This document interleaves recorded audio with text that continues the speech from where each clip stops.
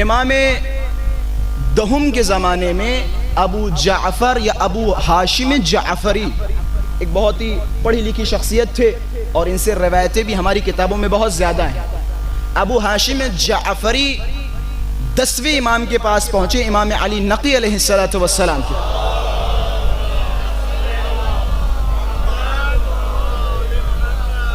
جب امام کی خدمت میں پہنچے تو ابو ہاشم جعفری بیان کرتے ہیں کہ میں دیکھ رہا ہوں ایک آدمی آیا مثلا ہندی زبان میں مولا سے بات کر رہا ہے، امام اس کا جواب ہندی میں دے رہے ہیں۔ ایک آیا سندھی میں بات کر رہا مثلا، اس کا جواب سندھی میں دے رہے ہیں۔ ایک آیا پشتو میں بات کر رہا ہے مثلا، امام اس کا جواب پشتو میں دے رہے ہیں۔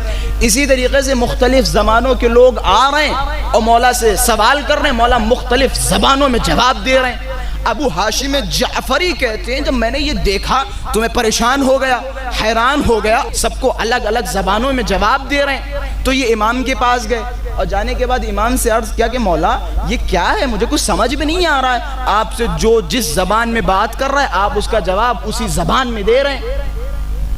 تو مولا نے ابو ہاشم جعفری سے کہا، ابو ہاشم جعفری بیان کرتے ہیں کہ مولا نے کہ ابو ہاشم جعفری یہ زمین سے کنکر اٹھاؤ۔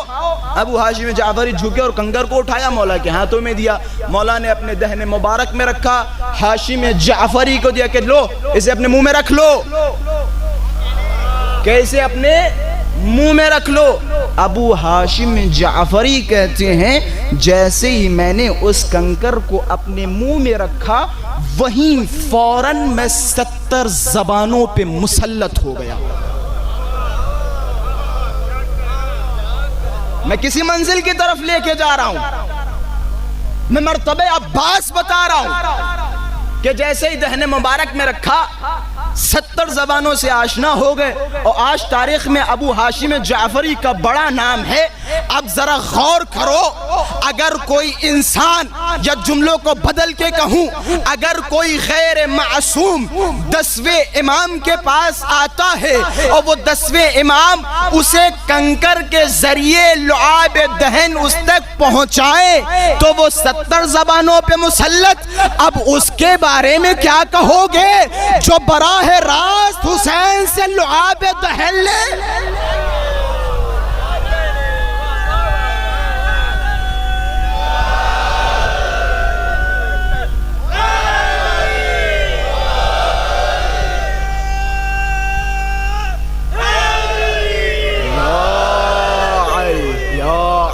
اما اس کے بارے میں جو کنکر کے ذریعے سے 10ویں امام سے لعاب دہن لے 70 زبانوں پہ مسلط، اما جو حسین کے دہن مبارک سے براہ راست لعاب دہن لے، اس کے علم کا اندازہ کیا ہوگا۔ عاشور ختم ہو گیا، قافلہ شام و کوفے سے پھرتا ہوا مدینے پہنچا۔ تو جیسے ہی قافلہ مدینے پہنچا تو بشیر سب سے آگے آگے، بشیر آواز لگا رہے ہیں، الا یا اہل العالم، یا الا یا اہل یثرب۔ آپ کو یہ بھی پتا نا آج کتنی محرم ہے؟ 7 محرم ہے۔ خدا کی قسم مجھے پتہ ہی نہیں چلا، 1 2 3 4 سب ختم ہوتے چلے جا رہے ہیں، ایسا لگتا ہے محرم آئے ہی نہیں۔ اور یہ بھی آپ کو بتا دوں یہ محرم اب 1 سال کے بعد نصیب ہوں گے، یہ 7 محرم آپ کو 1 سال کے بعد نصیب ہوں گے، پتہ نہیں اگلے سال کون زندہ ہے کون نہیں۔ دل کھول کے روئے، دل کھول کے پرسا دے، روتے ہوئے شرمائے نہیں، کسی کے چہروں کو نہ دیکھیں، بلند آواز میں گریہ کریں۔ روایتوں کے جملے ہیں جب قافلہ مدینے پہنچا بشیر نے آواز دی، اے مدینے والو مدینہ رہنے کے قابل نہیں، حسین کو کربلا میں مار دیا۔ روایتوں کے جملے ہیں جناب ام البنین کی آنکھیں نہیں تھی، دوڑتی ہوئی عصے کے سہارے سے آئیں کہ بشیر ذرا بتا کربلا میں کس حسین کو مارا گیا؟ بشیر کے طبیبی حسین ابن علی۔ جزاکم اللہ، خدا آپ کو کوئی غم نہ دے سوائے مظلوم کربلا کے کہ حسین ابن علی کو مار دیا۔ ایک جملہ کہا جناب ام البنین کہ بشیر مجھے یقین نہیں ہوتا، بشیر کیسے ممکن ہے کوئی حسین کو مار دے، میرا لاڈلا عباس زندہ ہو۔ بشیر مجھے یقین نہیں ہوتا۔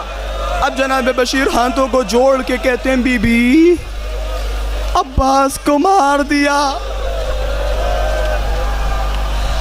پھر بھی جناب ام البنین کو یقین نہیں کہ بشیر نہیں ہوتا، میرا عباس شجاع ہے، بہادر ہے، جری ہے، کیسے ممکن ہے کہ کوئی عباس کو مار دے، کوئی گورز مارے، عباس دفاع نہ کر سکے۔ بشیر نے ہاتھوں کو جوڑا کہ بی بی بے شک آپ نے جو فرمایا بجا فرمایا، لیکن آپ کو نہیں پتا جب عباس کے گورز ماری گئی ہے نا، اس سے پہلے عباس کے دونوں شان قلم۔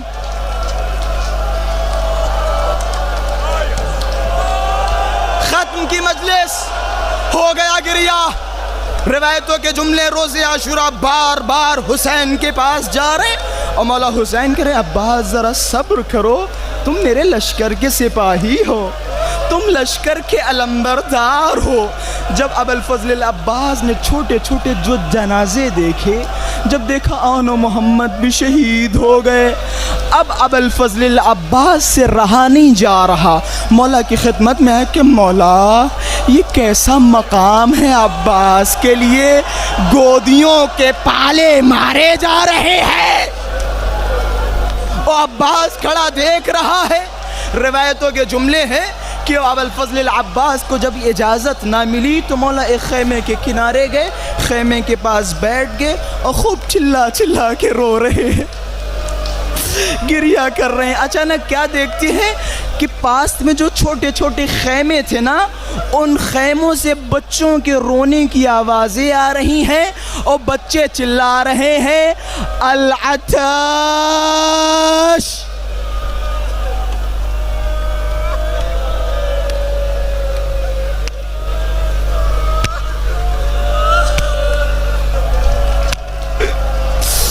العطش، ہائے پیاس مارے ڈال رہی ہے۔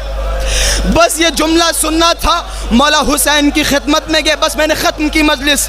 ابوالفضل العباس کو اجازت ملی، راوی کہتا ہے میں نے دیکھا مولا دوڑتے ہوئے فرات کے کنارے پہنچے۔ جب فرات کے کنارے پہنچے مولا نے پانی نہیں پیا، جانور کی طرف اشارہ کیا کہ اے حیوان تو جانور ہے نا، اشرب الماء، یہ پانی تو پی لے۔ نہ جانے جانور کے اندر کیسا حس ہے، روایتوں میں ملتا ہے جانور کے آنسو ہے، نہ جانے جانور کہنا چاہ رہا ہے مولا میں پانی پی لوں، خیموں میں سکینہ پیاسی۔ بس عزادارو ختم کیے میں نے مصائب، دل کھول کے روئے، میں پانی پی لوں، خیموں میں سکینہ پیاسی ہو۔ روایت کے جملے، مولا نے مشک کو بھرا، گھوڑے پہ سوار ہوئے، ایک لعین نے مولا کے تیر مارا، عباس کا دایاں بازو قلم ہوا، پھر لعین نے تیر مارا، عباس کا بایاں بازو قلم ہوا، پھر لعین نے تیر مارا، مشک سکینہ پہ لگا، پانی زمین پہ بہہ گیا۔ بس اتنا دیکھنا تھا، عباس نے گھوڑے کے رخ کو موڑا کہ اب مجھ میں مجال نہیں، میں خیموں تک جاؤں۔ روایتوں کے جملے، عباس نے آخری لمحے آواز دی آقا سلام آخر قبول ہو۔ روایتوں میں ملتا ہے عباس کا بازو قلم تھا نا، عباس کی ایک آنکھ میں تیر تھا۔